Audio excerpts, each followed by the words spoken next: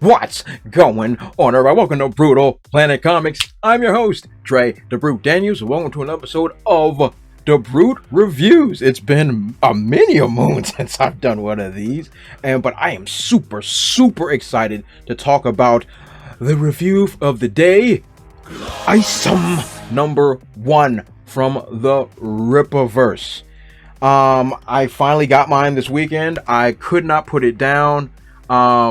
This was written, of course, by Young Ripper 59, aka Mr. Eric D. July. And I'm gonna just be honest, I'm gonna be straight up with you. I thoroughly enjoyed this book.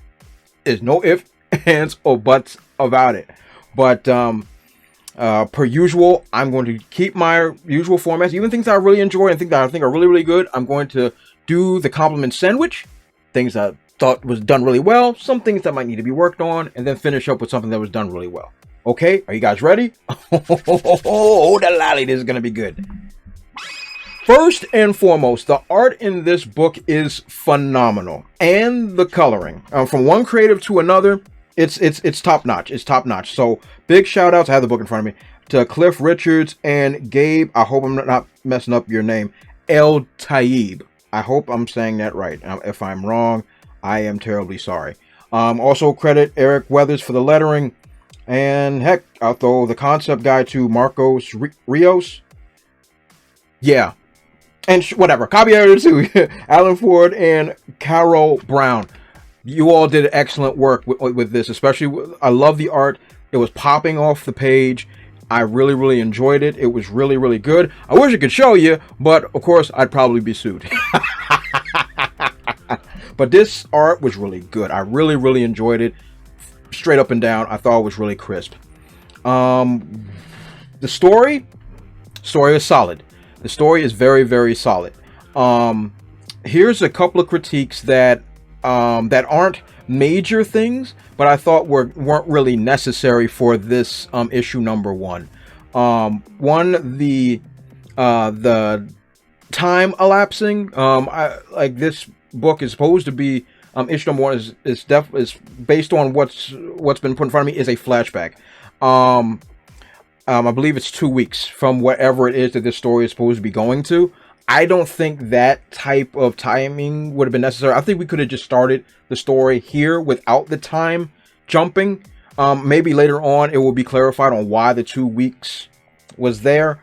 But I don't think that added anything to the story, but also didn't take anything away. So I thought it kind of had me longing to be like, okay, when are we catching up to where we are right now? So I think that part could have been removed and we would have missed nothing. Also, I believe about in the middle of the story, once again, I'm not going to spoil anything here, but there was a cut in the action, which is action sequence, very good. Oh my goodness, very good. There's a cut in it and it's going to a different location, like a countryside, and I felt like it was kind of out of place. I know it's, I think, supposed to be used for some character development, for some minor characters, but it just didn't really work for me. But those are minor grievances. The story in this story is very good. It's well directed, well paced. The characters, oh man, the characters are really good. We'll talk about the main protagonist in a hot second, Avery. We'll talk about him in a second, but the superheroes based in this universe, it's well crafted, it's well done. It was thoroughly enjoyable. I really liked it. Also, the powers that are on display in this first issue, I believe is perfect for an introductory issue, so to not blow everybody away with too many conceptual ideas. This was done very well. I really like it. Now I want to talk about my favorite part of this book. Avery Silman. He is by far one of the best original protagonists I have seen in a long time. He's easy to get behind, easy to root for. You see the growth, you see the adversity, you see all the things that he's trying to accomplish and trying to do it a particular way, but certain forces aren't allowing him to do so. It's very very, very good and very, very telling. And Eric, if you're watching this, this is a shout out to you for writing a protagonist that we can all like, love, learn, and grow with. I thoroughly enjoyed him. Just in this issue alone, the arc that he's on in this issue alone was really, really cool. I really enjoyed it. This is a good book.